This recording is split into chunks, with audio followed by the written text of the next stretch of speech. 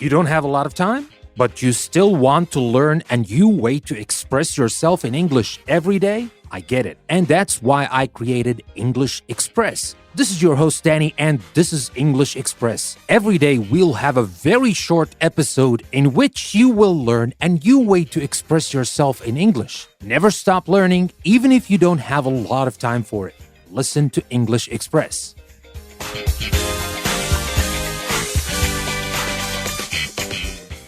Welcome to a new English Express episode. In this episode, we will talk about knowing and not knowing idioms and expressions.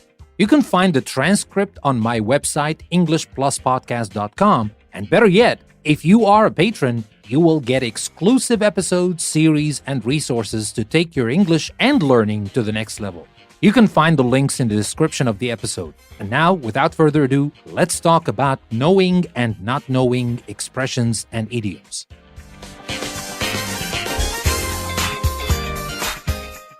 So when someone tells you about something, you can tell them, yes, I know about that, or I don't know about it. Well, that's perfectly fine, of course. You can say, I know this, I don't know that. But don't you want to learn new ways you can talk about this and a variety of levels of knowing and not knowing? So then you need some expressions, some idioms, some common idioms people use every day to talk about knowing and not knowing things. Let me start with knowing. What about inside out? When you say someone knows something inside out, she knows the system inside out, what does that mean? That means she knows every detail of it. So when you know something inside out, that means you know every detail of something. That's not only saying, I know it. No, I know it inside out. So that is an extra level of meaning that you need if you want to talk more about knowing and not knowing. But now again, let's focus on knowing. What about know your stuff? When we say, for example, when it comes to geography, he certainly knows his stuff. What does that mean? When we say someone knows his or her stuff, that means he or she has a very good knowledge of it. So that is another expression, to know your stuff. What about if we want to talk about something that sounds familiar, like you want to say, I think I've heard it before. You can say, I know it, but you don't exactly know it, do you? It sounds familiar. You think you've heard it before. What do you say? You can say, this thing has a familiar ring to it. For example, that book title has a familiar ring to it. I think I read it a long time ago. So, something has a familiar ring to it. That means it sounds familiar. You think you've heard it before. And what about ring a bell? I'll give you an example. I'm not sure if I know her, but the name rings a bell.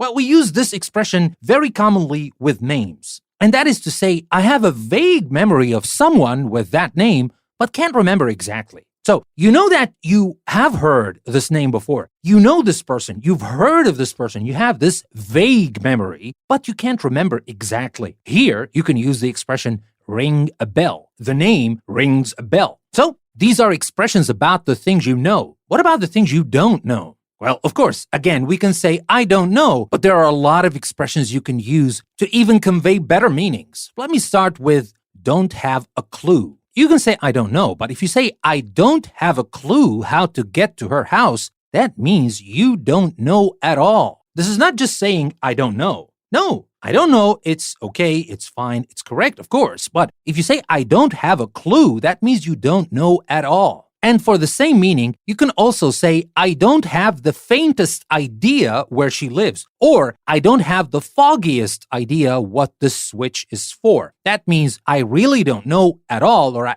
absolutely don't know at all. So here, instead of just saying I don't know, you can say I don't have a clue, or I don't have the faintest idea, or I don't have the foggiest idea what the switch is for, where she lives, or how to get to her house. These are three expressions to talk about things you don't know at all. Now, what about if you can't remember at all? You can say, I can't for the life of me remember her first name. When you say, I can't for the life of me remember her first name, that means I can't remember at all. So that is another expression. What about, I'm a bit out of touch with computers these days? Does that mean you don't know? Well, not exactly. That means you used to know about them, but don't know the latest developments. So that is a very specific meaning of not knowing things. If you just say, I don't know, that might not imply that you used to know, but you don't know anymore, or you don't know the latest developments in this area. So here, the expression to use is, I'm a bit out of touch, or I'm out of touch. You don't have to be a bit out of touch. Doesn't matter. But I'm out of touch with computers these days. That means I used to know about them,